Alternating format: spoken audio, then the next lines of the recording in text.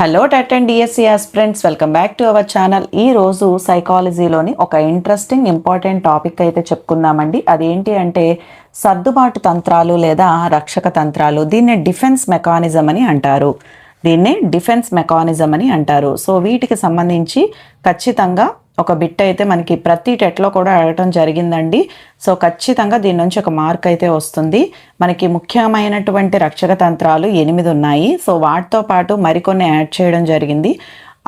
అవన్నీ అండ్ వాటితో పాటు చాలా ఎగ్జాంపుల్స్ అయితే ఈ వీడియోలో ఇవ్వటం జరిగింది. వీడియో స్కిప్ చేయకుండా ఎండ్ వరకు చూడండి. వీడియోలోకి వెళ్లే ముందు ఒక చిన్న కథ చెప్పుకుందామండి ఈ రక్షక తంత్రాల గురించే. రాము అనే అబ్బాయి పెళ్లి చూపులకి వెళ్ళాడంటండి.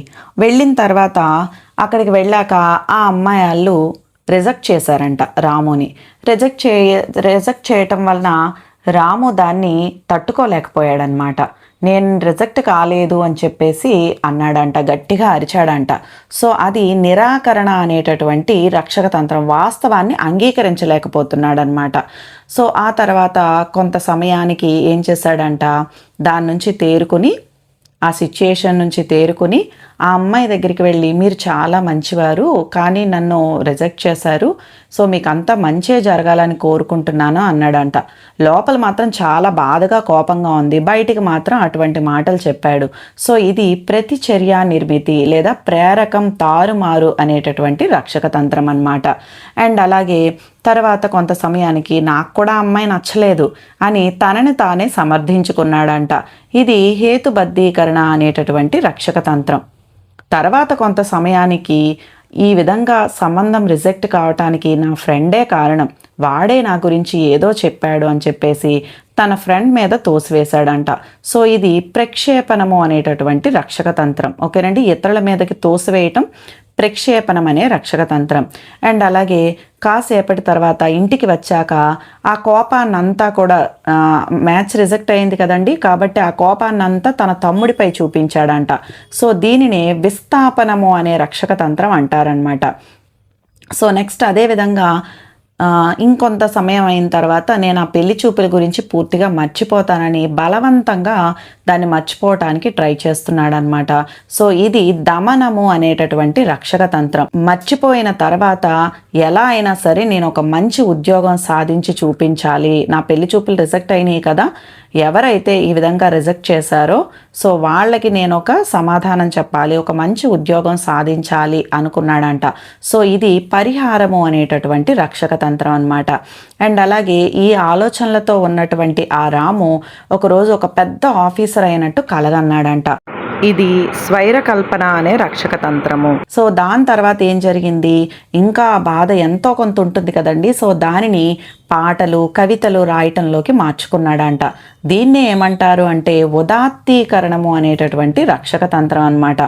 మనలో ఉన్నటువంటి బాధలన్నింటినీ కూడా అణిచివేసి సమాజం ఆమోదించినటువంటివి అణిచివేసి సమాజం అంగీకరించేటటువంటివి రాయటం అన్నమాట. సమాజం అంగీకరించేటటువంటి పనులు చేయటము ఉదాత్తీకరణం. అండ్ అలాగే తన తమ్ముడు పెళ్లి చూపులు జరిగాయంట. ఈ అబ్బాయిది రిజెక్ట్ అయిన తర్వాత తన తమ్ముడు పెళ్లి చూపులు జరిగాయంట. ఎంతో ఆనందపడ్డాడంట. కనీసం నాకు అవ్వలేదు, కనీసం నా తమ్ముడికైనా సరే పెళ్లి చూపులు జరిగినాయి కదా, వాడిది మ్యాచ్ ఫిక్స్ అయింది కదా అని చెప్పి ఆనందపడ్డాడంట. అలా ఆత్మసంతృప్తి చెందడమే తదాత్మీకరణం అన్నమాట. అండ్ అలాగే తర్వాత ఇంటికి వచ్చిన తర్వాత ఆ బాధ ఎంతో కొంత ఉంటుంది కదండి, తమ్ముడికి పెళ్ళి అయిపోతుంది నాకు అవ్వలేదు అనే ఫీలింగ్ ఉంటుంది కదా, అలా అమ్మ దగ్గరికి వచ్చేసి చిన్న పిల్లాళ్ళ ఏడ్చాడంట. ఇదే ప్రతిగమనము అనేటటువంటి రక్షక తంత్రం అన్నమాట. సో తర్వాత తమ్ముడి పెళ్లి జరుగుతుంటే తనకి కోపం వచ్చిందనమాట. తనకి పెళ్లి చేసేస్తున్నారు కానీ నాకు ఇంకా అది చెయ్యలేదు అని చెప్పేసి, పెళ్ళి ఇంకా నాకు జరగలేదు అని చెప్పి కోపంతో వెళ్ళి ఆ మండపం బయట ఉన్నటువంటి కుర్చీని తన్నేశాడంట. సో ఇది వ్యక్తీకరణము అనేటటువంటి రక్షక తంత్రం అన్నమాట. ఆ తర్వాత మరలా పెళ్ళి అంతా బాగా జరిగిపోయింది. తర్వాత రాముకి మరలా పెళ్లి సంబంధం కోసం పెళ్లి చూపులు కానీ వెళ్దాం అన్నారంట. అక్కడ కూడా నన్ను ఇలాగే రిజెక్ట్ చేస్తారేమో అని చెప్పేసి రాము ఏం చేశాడు, పెళ్లి చూపులకి వెళ్ళటం మానేసుకున్నాడంట. ఇది ఉపసంహరణము అనేటటువంటి రక్షక తంత్రము. ఇది ఉపసంహరణం అనేటటువంటి రక్షక తంత్రం. తర్వాత తను వాళ్ళ తమ్ముడికి మ్యారేజ్ అయింది కదండి. సో ఆ అమ్మాయి వీళ్ళ ఇంట్లో అడ్జస్ట్ అవ్వాలి అనమాట. సో ఆ విధంగా వాళ్ళల్లో కలిసిపోవటం అనేది అంతర్లీనం అనేటటువంటి రక్షక తంత్రం. అండ్ అలాగే తర్వాత ఇదంతా వాళ్ళు చక్కగా ఆనందంగా ఉంటున్నారు, తనకి ఇంకా పెళ్ళి కాలేదు కాబట్టి ఇది కేవలం ఒక సామాజిక ప్రక్రియ. ఈ పెళ్ళి అనేటటువంటిది ఒక సామాజిక ప్రక్రియ. నాకు భావోద్వేగాలకు చోటు లేదని చెప్పేసి ఆ భావోద్వేగాన్ని పక్కన పెట్టి తర్కంతో ఆలోచించగలగటమే బౌద్ధికీకరణ అనేటటువంటి రక్షక తంత్రం అన్నమాట. మరలా ఏమనుకున్నాడంట, నేను ఏదైనా తప్పు చేశానేమో అని చెప్పేసి, నాకు ఇంకా పెళ్లి జరగట్లేదు ఏంటి అని చెప్పేసి దేవాలయానికి వెళ్ళి పూజలు చేసి దానం చేసి ఏదైనా తప్పు ఉంటే అది సరిదిద్దుకోవాలని ప్రయత్నించడమే ప్రాయశ్చిత్తం అన్నమాట. ఓకేనండి, ప్రాయశ్చిత్తము అనేటటువంటి రక్షక తంత్రం. అండ్ అలాగే లాస్ట్ వన్ ఏంటంటే, ఇంకా ఇవేవి జరగట్లేదు కదా అని చెప్పేసి అందరికీ కూడాను, అంటే చుట్టుపక్కల ఉన్న వాళ్ళందరికీ నా జీవితం ఇంక అయిపోయింది, నాకు ఇంకా పెళ్లి జరగదు అని చెప్తూ వారి జాలి సానుభూతిని పొందటానికి ప్రయత్నించటం, సానుభూతి పొందటం అనేటటువంటి రక్షక తంత్రం అనమాట. ఓకేనండి, కథ అంతా మీకు గుర్తుంది కదండి. సో ఈ కథని గుర్తుపెట్టుకోండి. మొత్తం మనకి 17 రక్షక తంత్రాలు ఉన్నాయి. సో ఇవన్నీ కూడా మీకు ఈజీగా గుర్తుంటాయి అన్నమాట. ఓకే, ఇప్పుడు మెయిన్ టాపిక్లోకి వెళ్ళిపోదాం. అసలు ఈ రక్షక తంత్రాలని ప్రతిపాదించింది ఎవరు అంటే సిగ్మండ్ ఫ్రాయిడ్. రక్షక తంత్రాలని ప్రతిపాదించినది సిగ్మండ్ ఫ్రాయిడ్. చిన్న భిన్నమైనటువంటి మూర్తిమత్వాన్ని సరిదిద్దుకోవటం కోసం ఉపయోగించే ప్రవర్తన నమూనాలనే రక్షక తంత్రాలు అంటారన్నారు. భిన్నమైనటువంటి మూర్తిమత్వాన్ని సరిదిద్దుకోవటం కోసం ఉపయోగించే ప్రవర్తన నమూనాలే రక్షక తంత్రాలు. ఒత్తిడి, వ్యాకులత అంటే మనం కొన్నిసార్లు కొన్ని సంఘటనల వల్ల ఒత్తిడికి గురి అవుతూ ఉంటాం. ఈ ఒత్తిడి, వ్యాకులత, కుంటనము, సంఘర్షణము వీటన్నిటికీ గురి అయినప్పుడు మనం ఓటమిని అంగీకరించకుండా, ఆ సమస్య నుంచి పారిపోకుండా మనం ఉపయోగించేటటువంటి చేతన అచేతన పద్ధతుల్ని రక్షక తంత్రాలు అని అంటారనమాట. చేతన అచేతన పద్ధతుల్ని రక్షక తంత్రాలు అంటారు. ఈ రక్షక తంత్రాలను ప్రతిపాదించింది సిగ్మండ్ ఫ్రాయిడ్. అట్కిన్సన్, టెర్కీ, వుడ్వర్త్లు రచించినటువంటి నిఘంటువు ప్రకారం రక్షక తంత్రము అంటే ఒక ప్రవర్తన నమూనా. ఈ రక్షక తంత్రాలు అనేవి తాత్కాలికంగా వ్యక్తి మూర్తిమత్వం అవిచ్ఛిన్నం కాకుండా కాపాడుతాయి. రక్షక తంత్రాలు అనేవి తాత్కాలికంగా వ్యక్తి మూర్తిమత్వం అవిచ్ఛిన్నం కాకుండా కాపాడుతాయి. సో ఇది మనకి 2022 ప్రీవియస్ బిట్ అండి. నెక్స్ట్, రక్షక తంత్రాల యొక్క ముఖ్య ఉద్దేశం ఏంటి అంటే సర్దుబాటు ద్వారా. రక్షక తంత్రాల యొక్క ముఖ్య ఉద్దేశం సర్దుబాటు ద్వారా బాధల్ని అణిచివేయటం. నెక్స్ట్, ఈ రక్షక తంత్రాలని ఎంత తక్కువ ఉపయోగిస్తే అంత మంచిదన్నమాట. మరి అట్లా ఎవరు ఉపయోగిస్తారు అంటే సంపూర్ణ మూర్తిమత్వం ఎవరైతే కలిగి ఉంటారో వాళ్ళే తక్కువగా రక్షక తంత్రాలని ఉపయోగిస్తారనమాట. సో నెక్స్ట్, ఈ రక్షక తంత్రాల్లో మొట్టమొదటిది హేతుకీకరణం, హేతుబద్ధీకరణ అంటారు. దీన్నే రేషనలైజేషన్ అని అంటారనమాట. సో హేతువు పేరులోనే ఉంది కదండి. హేతువు అంటే కారణం. వ్యక్తి తనలో ఉన్నటువంటి తప్పుల్ని కప్పిపుచ్చుకోవటానికి అసలు కారణం కాకుండా వేరొక కారణం చెప్పి సమర్థించుకోవటం. తనలోని తప్పుల్ని కప్పిపుచ్చుకోవటానికి అసలు కారణం కాకుండా వేరొక కారణం చెప్పి సమర్థించుకోవటం. మనం ఇందాక స్టోరీ చెప్పుకున్నాం. ఆ అమ్మాయి రిజెక్ట్ చేసింది, కానీ తనని సమర్థించుకునే తనే నాకు నచ్చలేదు అని చెప్పేసి వేరొక కారణం, అహేతుకమైనటువంటి కారణం చెప్పడం జరిగిందనమాట. సో దీన్నే హేతుకీకరణ లేదా హేతుబద్ధీకరణ అని చెప్పేసి అంటారు. నెక్స్ట్, సహేతుకంగా లేనటువంటి పనులను చేసి సమర్థించుకునేటటువంటి కారణాలు చెప్పటము. సో ఈ 2 పాయింట్స్ కూడా 2024 టెట్లో అడిగాడండి.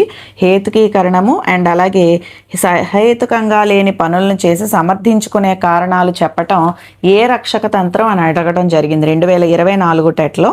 ఓకే, సో నెక్స్ట్, జరిగినదంతా మన మంచికే అనుకునే వాళ్ళు ఉపయోగించుకునే రక్షక తంత్రం ఏది అంటే హేతుకీకరణ. జరిగిందంతా మన మంచికే అనుకునే వాళ్ళు ఉపయోగించే రక్షక తంత్రమే హేతుకీకరణ.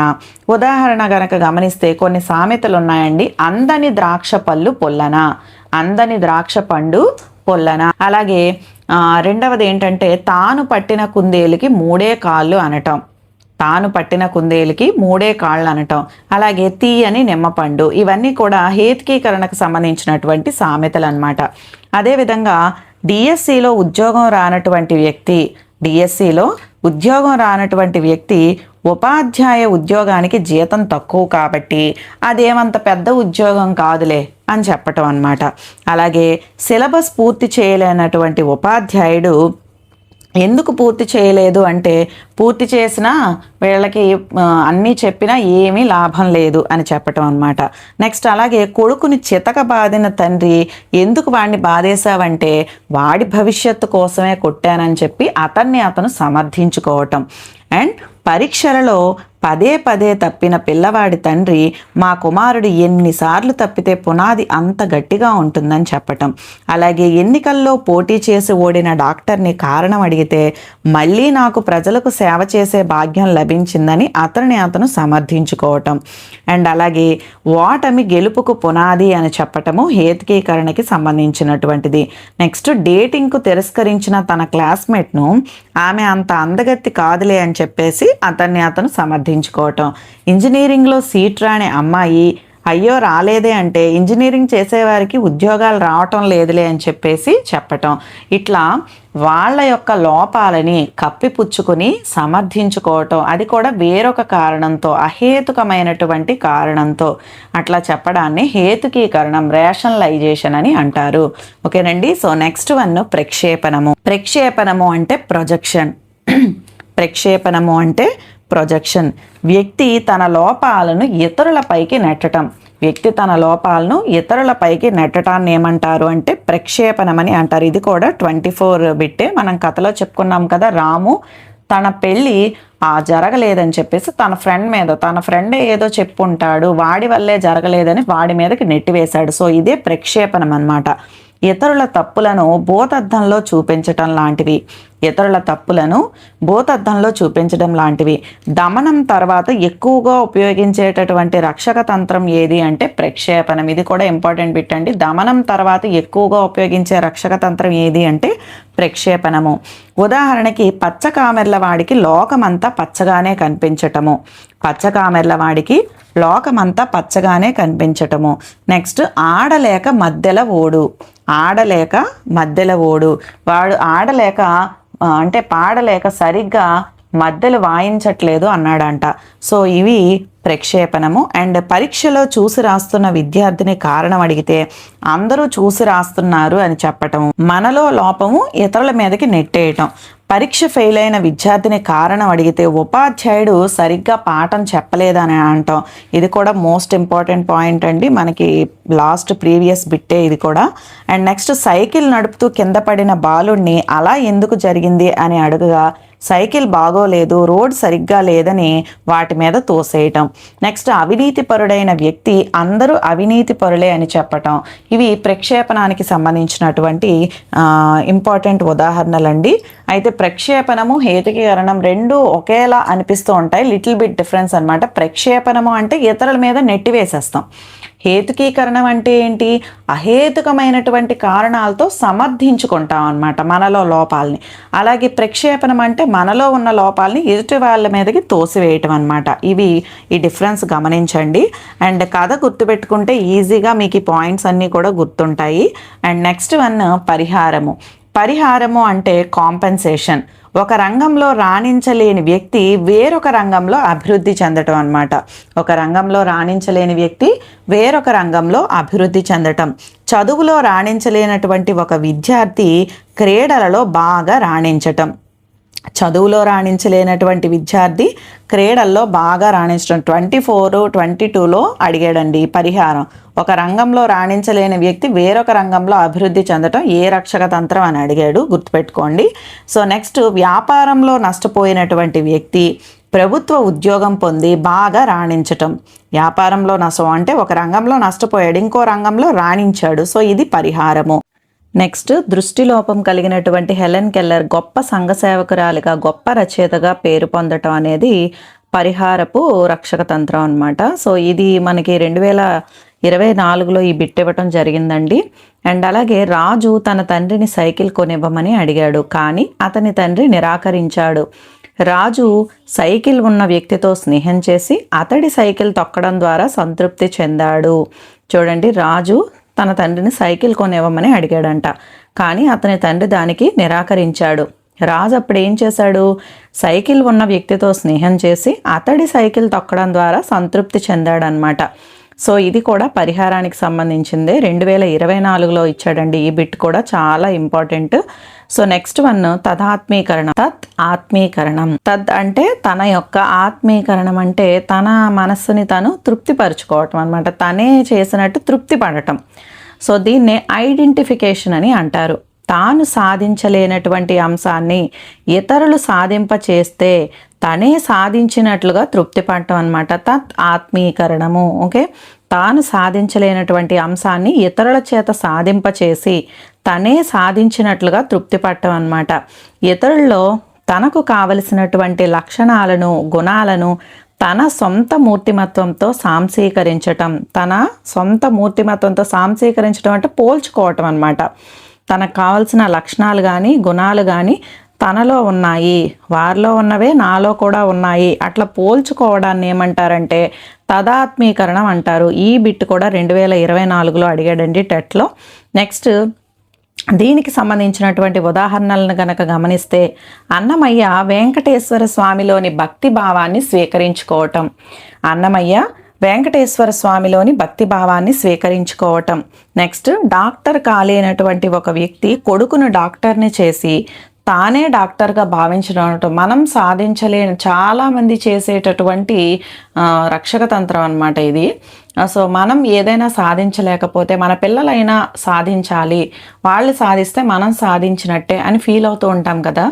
సో దాన్ని ఏమంటారు అంటే తదాత్మీకరణం అని అంటారు.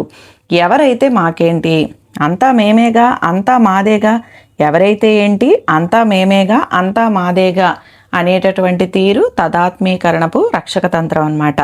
నెక్స్ట్ చెట్టు పేరు చెప్పి కాయలు అమ్ముకోవటం. చెట్టు పేరు చెప్పి కాయలు అమ్ముకోవటం.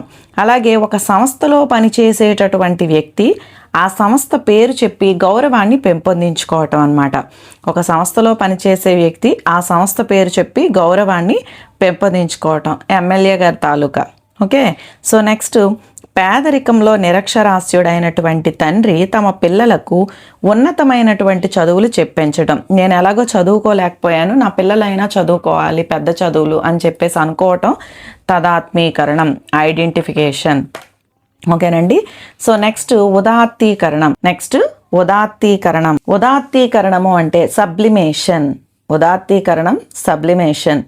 సమాజం, వ్యక్తి చేసేటటువంటి పని సమాజం అంగీకరించినటువంటి పక్షంలో ఆ పనిని వేరే రకంగా చేసి గొప్ప పేరు ప్రఖ్యాతలు పొందటం అన్నమాట. ఉదాత్తీకరణము అంటే వ్యక్తి చేసేటటువంటి పనిని సమాజం అంగీకరించట్లేదు అనుకోండి, అటువంటి సమయంలో ఆ పనిని వేరే రకంగా చేసి గొప్ప పేరు ప్రఖ్యాతులు పొందటం అన్నమాట. ఉదాహరణలు కనుక గమనిస్తే, వీధి పోరాటాలు చేసేటటువంటి మైక్ టైసన్ ఉన్నాడు అనుకోండి. వీధి పోరాటాలు అంటే ఎవరు అంగీకరించరు. అటువంటి మైక్ టైసన్ బాక్సింగ్ క్రీడను ఎన్నుకుని పేరు ప్రఖ్యాతులు పొందటం అన్నమాట. అండ్ అలాగే స్త్రీలోలుడైనటువంటి వేమన. స్త్రీలోలుడు అవ్వడం అనేది సమాజం అంగీకరించదు. అటువంటి వేమన శృంగార భరితమైనటువంటి పద్యాలు రాసి అందరిలో గొప్ప పేరు పొందాడు. ఈనాటికి మనం వేమన పద్యాలు చదువుతూనే ఉంటాం. అది ఉదాత్తీకరణం అన్నమాట. నెక్స్ట్ అదేవిధంగా భగ్న ప్రేమికుడు కవిగా మారటం. భగ్న ప్రేమికుడు కవిగా మారటం అంటే ప్రేమించాను కదా అని చెప్పేసి చాలామంది ఇప్పుడు చేస్తున్నటువంటి పనులు అన్నమాట. వాళ్ళని చంపేయటమో, వీడు చచ్చిపోవటం, యాసిడ్ పోసేయటమో, ఇటువంటివన్నీ సమాజం అసలు అంగీకరించదు. అటువంటి పనులు కాకుండా ఆమెనే తలుచుకుంటూ ఒక కవిగా మారటం, కవితలు రాయటం, పాటలు రాయటం, ఇటువంటివన్నీ కూడా ఉదాత్తీకరణం అన్నమాట. అండ్ నెక్స్ట్ లక్ష్మి ప్రేమలో వైఫల్యం పొందింది, అది మరిచిపోవటకు ఆమె కవితలు రాస్తుంది. ఇది ఉదాత్తీకరణానికి సంబంధించినటువంటిది. సో ఈ లాస్ట్ రెండు ఎగ్జాంపుల్స్ కూడా మనకి 2024 టెట్లో అడిగాడండి. సో నెక్స్ట్ వన్ దమనం. చాలా ఇంపార్టెంట్ రక్షక తంత్రం ఇది. రిప్రెషన్. దమనం అంటే రిప్రెషన్. బాధాకరమైనటువంటి విషయాలను, అపజయాలను, అవమానకరమైనటువంటి సంఘటనలను బలవంతంగా మర్చిపోవటానికి చేసేటటువంటి ప్రయత్నమే దమనము. బాధాకరమైనటువంటి విషయాలను, అపజయాలను, అవమానకరమైనటువంటి సంఘటనలను బలవంతంగా మరిచిపోవటానికి చేసేటటువంటి ప్రయత్నమే దమనము. మన రాము పెళ్లి గురించి చెప్పుకున్నాం కదా, ఆమెని మర్చిపోవటానికి బలవంతంగా ప్రయత్నం చేశాడు. సో దాన్నే దమనము అంటారు. ఓకే, సో నెక్స్ట్ ఇది ప్రాథమిక రక్షక తంత్రం అన్నమాట. దమనం అనేది ప్రాథమిక రక్షక తంత్రము. దమనం గురించి 2024లో ఇచ్చినటువంటి 3 ఎగ్జామ్స్లో కూడా, టెట్ పేపర్ 1 ఎగ్జామ్స్లో 3 ఎగ్జామ్స్లో ఇవ్వటం జరిగింది. అంత ఇంపార్టెంట్ బిట్ అనమాట. సో నెక్స్ట్ మానసిక నాడీ రుగ్మతలు కలిగిన వారు దీనిని ఎక్కువగా ఉపయోగిస్తారు. మానసిక నాడీ రుగ్మతలు కలిగినటువంటి వారు దీన్ని ఎక్కువగా ఉపయోగిస్తారు. ఉద్దేశపూర్వకంగా మర్చిపోవటం అన్నా సరే దమనమే. ఉద్దేశపూర్వకంగా మర్చిపోవటం అన్నా కూడా దమనమే. నెక్స్ట్ అదేవిధంగా దీనిని ఏమంటారు అంటే ప్రేరణాత్మకమైనటువంటి, ఉద్దేశపూర్వకమైనటువంటి విస్మృతి, ప్రేరేపిత విస్మృతి, బలవంతపు మరుపు అని చెప్పేసి అంటారనమాట. ఈ దమనాన్ని ఏమంటారంటే ప్రేరణాత్మకమైన, ఉద్దేశపూర్వకమైన విస్మృతి, ప్రేరేపిత విస్మృతి, బలవంతపు మరుపు అని చెప్పేసి అంటారు. ఈ ప్రేరేపిత విస్మృతి అన్నది ఎవరు అంటే వుడ్వర్త్. ప్రేరేపిత విస్మృతి అన్నది వుడ్వర్త్. నెక్స్ట్ వీటికి ఎగ్జాంపుల్స్ కనుక చూస్తే, ఒక వ్యక్తి బ్యాంక్ బ్యాలెన్స్ తగ్గిపోతుందనేటటువంటి ఉద్దేశంతో తనకు అప్పు ఇచ్చిన వారందరినీ కూడా మర్చిపోవటం అన్నమాట. ఓకే, నెక్స్ట్ సమగ్ర మూర్తిమత్వ నిర్మాణానికి దారితీసే రక్షక తంత్రం ఏది అంటే దమనము. దీనినే ప్రేరణాత్మక మరుపు అని చెప్పేసి అంటారు. దమనం లేకపోతే మానసిక రుగ్మతలకు దారితీస్తాయి. అందుకే మెయిన్ ప్రాథమిక రక్షక తంత్రం మనం దమనం అని చెప్పుకున్నాం. అండ్ అలాగే కుటుంబ సభ్యులు మరణిస్తే వ్యక్తి కొంతకాలానికి ఆ బాధను మర్చిపోతాడనమాట. సో ఈ విధంగా మర్చిపోవటం అనేది దమనంలోకి వస్తుంది. అండ్ అదేవిధంగా ప్రధాన ఉపాధ్యాయుడి చేత మందలించబడినటువంటి ఉపాధ్యాయుడు బలవంతంగా ఆ విషయాన్ని మర్చిపోవటము. యుద్ధంలో సైనికుడు తన స్నేహితుడు తగలబడ్డం చూసి ఆ విషయాన్ని బలవంతంగా మర్చిపోవటం. ఈ విధంగా ఉద్దేశపూర్వకంగా లేదా బలవంతంగా మన అపజయాలు కానీ, అవమానాలు కానీ, బాధలు కానీ మర్చిపోవడాన్ని ఏమంటారండి? దమనము అంటారు. ఓకే, నెక్స్ట్ స్వైర కల్పన. స్వైర కల్పన అంటే డే డ్రీమింగ్ అనమాట. కౌమార దశలో పిల్లలు ఎక్కువగా ఉపయోగించుకునేది. స్వైరము అంటే ఇష్టం వచ్చినట్లుగా, కల్పన అంటే ఊహించుకోవటం, కలలు కంటం. ఊహించుకోవటం, కలలు కనటం అనేటటువంటిది మీకు ఎక్కడైనా కనిపిస్తే స్వైర కల్పన అని పెట్టేయండి. కౌమార దశలో పిల్లలు ఎక్కువగా ఉపయోగించుకునేది ఏంటి అంటే స్వైర కల్పన. పగటి కలలు కనటము, గాలిలో మేడలు కట్టడము. పగటి కలలు కనటము, గాలిలో మేడలు కట్టడం, ఇవి స్వైర కల్పనకి సంబంధించినటువంటి అంశాలు అనమాట. ఇది 2024లో అడిగాడండి బిట్టు. నెక్స్ట్ అందవిహీనమైనటువంటి అమ్మాయిలు మిస్ యూనివర్స్ అయినట్లుగా కలగనటం. అందవిహీనమైనటువంటి అమ్మాయిలు మిస్ యూనివర్స్ అయినట్లుగా కలగనటం. అలాగే హోటల్ ముందున్నటువంటి వాచ్మ్యాన్ హోటల్కి యజమాని అయినట్లుగా కలగనటం. నెక్స్ట్ పోటీ పరీక్షలకు చదవనటువంటి వ్యక్తి తాను కలెక్టర్ అయినట్లుగా ఊహించుకోవటం అనమాట. ఇవన్నీ కూడా స్వైర కల్పనకి సంబంధించినటువంటి ఉదాహరణలండి. So next ప్రతిగమనము. ప్రతిగమనము అంటే రిగ్రెషన్. ప్రతిగమనము అంటే రిగ్రెషన్, పేరులోనే ఉంది. గమనము అంటే వెళ్ళటము, ప్రతి అంటే వెనక్కి వెళ్ళటం అన్నమాట. పూర్వపు దశను చేరుకోవటం. వ్యక్తికి ఊహించినటువంటి సంఘటన ఎదురైనప్పుడు చిన్న పిల్లాడిలాగా ప్రవర్తించటాన్ని ఏమంటారు అంటే ప్రతిగమనము అంటారు. పూర్వపు స్థితిలోకి రావటం అన్నమాట. అభివృద్ధి దశల్లో అవసరాలు తీరనప్పుడు కొందరు పెద్దవారైనప్పటికీ కూడా చిన్నపిల్లల్లా ప్రవర్తించడం అన్నా, చిన్నపిల్లల్లా ఏడవటం అన్నా మనం రాము స్టోరీలో చెప్పుకున్నాం. నాకు ఇంకా పెళ్లి కుదరదేమో అని చెప్పేసి వాళ్ళ అమ్మ దగ్గరికి వెళ్ళి చిన్నపిల్లాడిలా ఏడ్చాడు అనేది ప్రతిగమనం అవుతుంది. ఓకే, సో నెక్స్ట్ ఏంటంటే ఉద్యోగాన్ని కోల్పోయినటువంటి ఒక వ్యక్తి స్నేహితుడి వద్ద చిన్న పిల్లాడిలాగా బోరున ఏడవడము. ఉద్యోగాన్ని కోల్పోయినటువంటి ఒక వ్యక్తి స్నేహితుని వద్ద చిన్న పిల్లవాడిలాగా బోరున ఏడవడము. నెక్స్ట్ పదే పదే పుట్టింటికి వెళ్ళేటటువంటి నూతన వధువు ఏం చేస్తుందండి? అప్పటికి ఇమడలేక ఆ ఇంట్లో ఎమ్మడలేక ఏం చేస్తుందంటే మాటికి పుట్టింటికి వెళ్ళిపోతూ ఉంటుంది. సో ఇది కూడా ప్రతిగమనానికి సంబంధించింది. నెక్స్ట్ పెద్దవారైనా సరే మానసిక ఆందోళనలో నిద్రలో పక్క తడపడం, యువకుడైనా సరే పెద్దవాళ్ళైనా అట్లా పక్క తడపడం అని ఇస్తే అది ప్రతిగమనం. నెక్స్ట్ వాణి డిఎస్సి పరీక్ష రాయలేదని చెప్పేసి పరీక్ష గది బయట చిన్న పిల్లలాగా ఏడుస్తుంది. వాణి డిఎస్సి పరీక్ష సరిగ్గా రాయలేదని చెప్పి పరీక్ష గది బయట చిన్న పిల్లలా ఏడుస్తుంది. సో ఇది కూడా 2024లో ఈ బిట్ట ఇచ్చాడండి. సో మోస్ట్ ఇంపార్టెంట్ అనమాట. ప్రతిగమనము అంటే వెనక్కి వెళ్ళటం, పెద్దవాళ్ళు చిన్న పిల్లల్లాగా ప్రవర్తించడం అనమాట. సో నెక్స్ట్ అలాగే రోడ్డు మీద వాహనాలు వేగంగా నడపటం కూడా ప్రతిగమనానికి చెందినటువంటిదే. So next విస్థాపనం. విస్థాపనము అంటే డిస్ప్లేస్మెంట్, పేరులోనే ఉంది డిస్ప్లేస్మెంట్. ప్లేస్ అనేది వేరే దానికి చూపించటం అన్నమాట. విస్థాపనం అంటే ఒక దాని మీద ఇంకో దానికి చూపించడం. తనలో ఉన్నటువంటి కోపతాపాలను తనకన్నా చిన్నవారిపై చూపించటం అన్నమాట. తనకంటే చిన్నవారిపై చూపించడాన్ని ఏమంటారు అంటే విస్థాపనము అంటారనమాట. అదే డిస్ప్లేస్మెంట్, గమ్యాన్ని మార్చటం, మన గమ్యాన్ని మార్చుకోవటం అన్నమాట. అది ఏ రకంగా? మనలో ఉన్నటువంటి కోపాన్ని వేరే వాళ్ళ మీదకి ఆ గమ్యాన్ని మార్చడం, ఆ కోపాన్ని మార్చడం. అమాయకులను బలి చేసేటటువంటి రక్షక తంత్రం ఏది అంటే విస్థాపనము. అత్త మీద కోపం దుత్త మీద చూపడం. అత్త మీద కోపం వచ్చిన కోడలు ఏం చేసిందట, ఆమెను ఏమీ అనలేక కొత్త కుండ మీద చూపించిందట. దుత్త అంటే కుండ, కొత్త కుండ మీద చూపించిందంట. సో ఇది విస్థాపనానికి సంబంధించినటువంటిది. నెక్స్ట్ అమ్మ పైన కోపంతో బాలుడు బొమ్మని విరగ్గొట్టడం. అమ్మ పైన కోపంతో బాలుడు బొమ్మని విరగ్గొట్టడం. అదేవిధంగా ఆఫీసరు, బాసు, యజమాని పై అధికారి మీద కోపాన్ని భార్య మీద చూపించడం చాలా ఇంపార్టెంట్ అండి. 2022లో అండ్ 2024లో కూడా ఈ బిట్ వచ్చింది. ఆఫీసర్ కానీ బాస్ కానీ యజమానిపై అధికారి మీద కోపాన్ని, యజమాని కానీ ఎవరైనా సరే పై అధికారి మీద ఉన్న కోపాన్ని భార్య మీద చూపించేస్తారు. అది అందరి ఇళ్లల్లోనూ జరిగేదే. నెక్స్ట్ ఉపాధ్యాయుడు హెడ్ మాస్టర్ మీద కోపాన్ని పిల్లలపై ప్రదర్శించడం. ఉపాధ్యాయుడు హెడ్ మాస్టర్ మీద కోపాన్ని పిల్లలపై ప్రదర్శించటం. నెక్స్ట్ ఒక విద్యార్థి టీచర్ కొట్టాడని ఆ కోపాన్ని పుస్తకాల బ్యాగ్ మీద చూపించటం. ఇది కూడా లాస్ట్ 22లో అడిగాడండి. రాజు పరీక్షలో అపజయం పొందానని తలుపును గట్టిగా తన్నాడు. సో ఇది ఏ రక్షక తంత్రం? ఇది కూడా 22లో అడిగినటువంటి బిట్టేనండి. సో ఇవి విస్థాపనానికి సంబంధించింది. ఒకరి మీద కోపం మరొకరి మీద చూపించడం అని గుర్తుపెట్టుకోండి. నెక్స్ట్ అంతర్లీనం. ఇవి యాడ్ చేసినవి. ఈ 9 చాలా ఇంపార్టెంట్ అండి. ఇక మీద చెప్పబోయే యాడ్ చేశాను అనమాట. అంతర్లీనం. ఇతరుల ఇష్టం కోసం వ్యక్తి తన అలవాట్లను మార్చుకోవటం.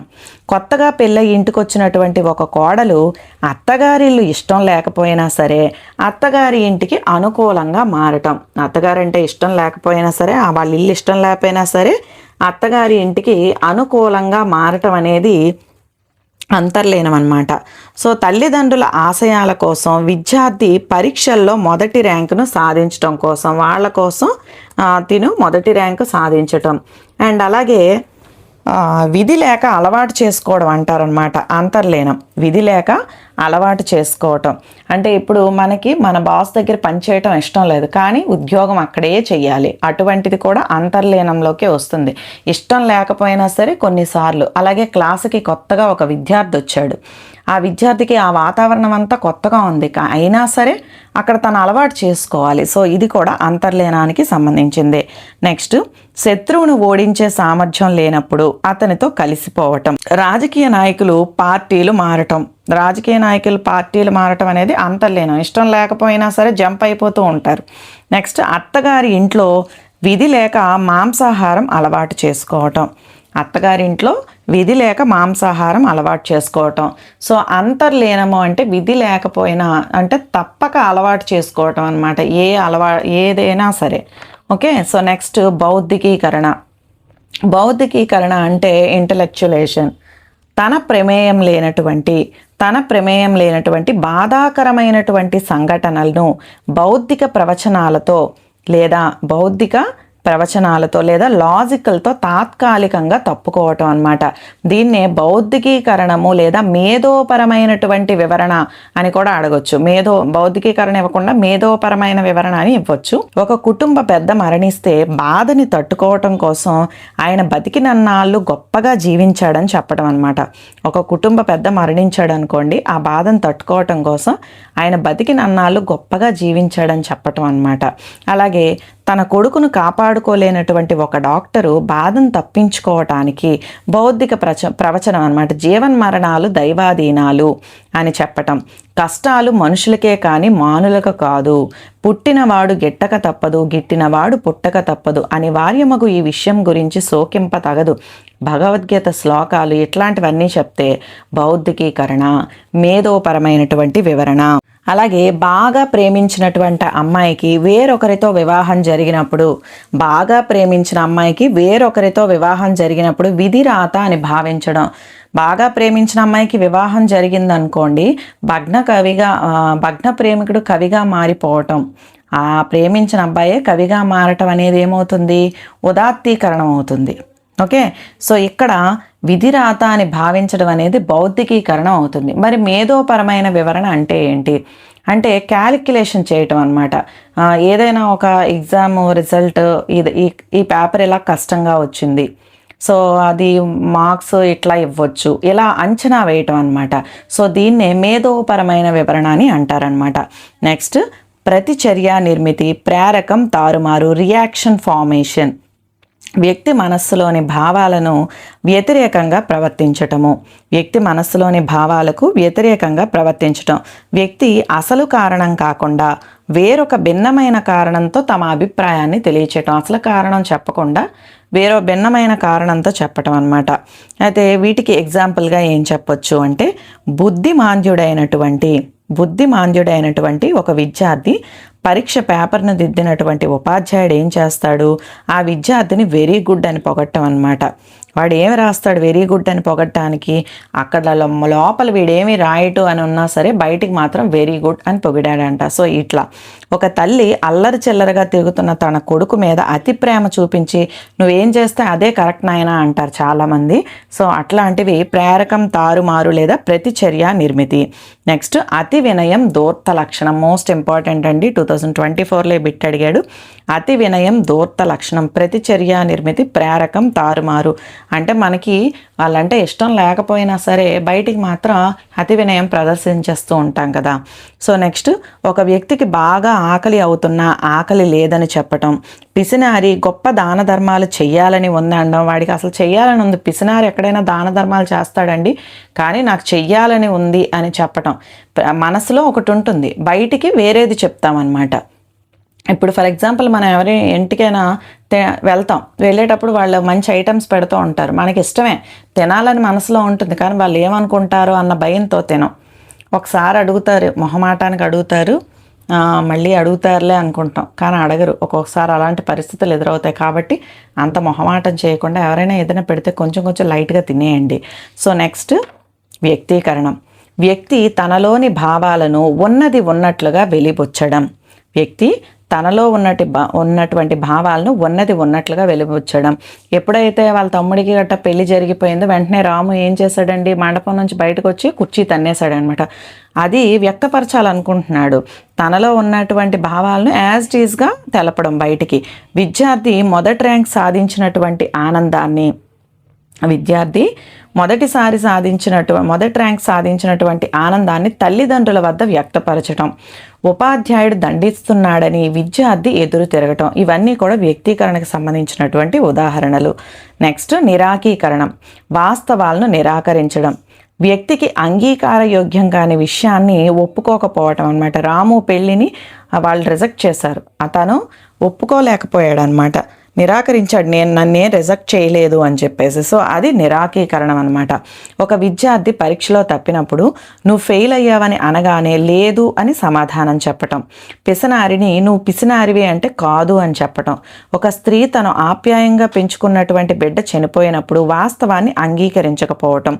అది బిడ్డ అవ్వచ్చు, భార్య, భర్త, ఇట్లా ఏవైనా ఇష్టం లేని దృశ్యాలను చూడకుండా ఉండటం, ఇవన్నీ కూడా నిరాకీకరణ కిందకు వస్తాయి. నెక్స్ట్ ఉపసంహరణ. నెక్స్ట్ ఏంటంటే ఉపసంహరణ, విత్డ్రాల్ అనమాట.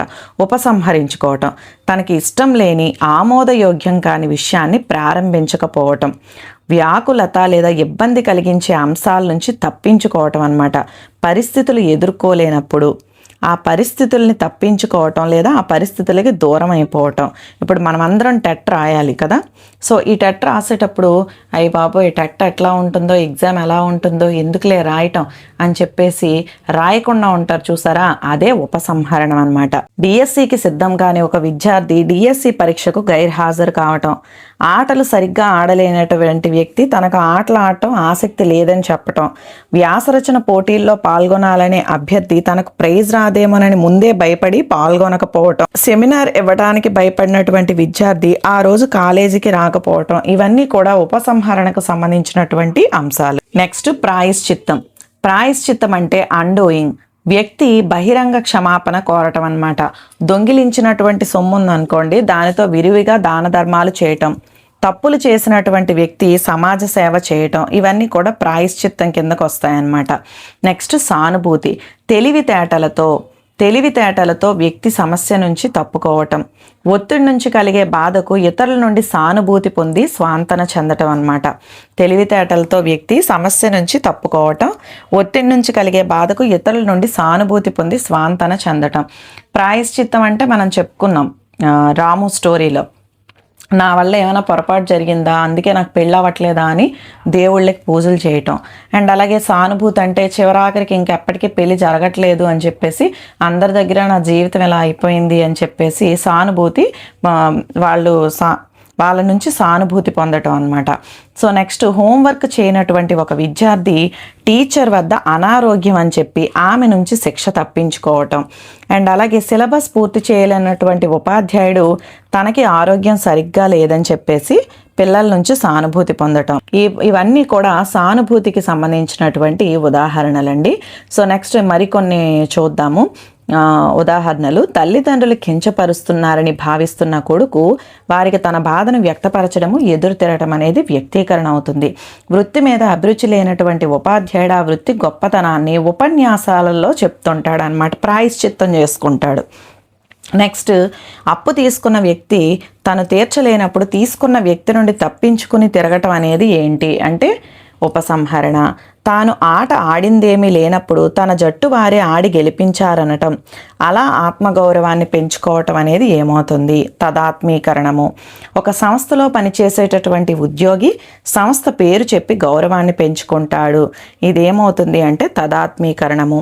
మంచి వ్యక్తులతో తదాత్మీకరణం సరైన మూర్తిమత్వాన్ని పెంపొందిస్తుంది. ఓకేనండి, సో ఇవి. నెక్స్ట్ కొన్ని సామెతలు మనం చెప్పుకున్నాం కదా, అవి మళ్ళీ లాస్ట్లో ఒకసారి రాశాను, అవి ఒక్కసారి గమనించండి. ఆడలేక మధ్యలో ఓడిది, ఇది ప్రక్షేపణము.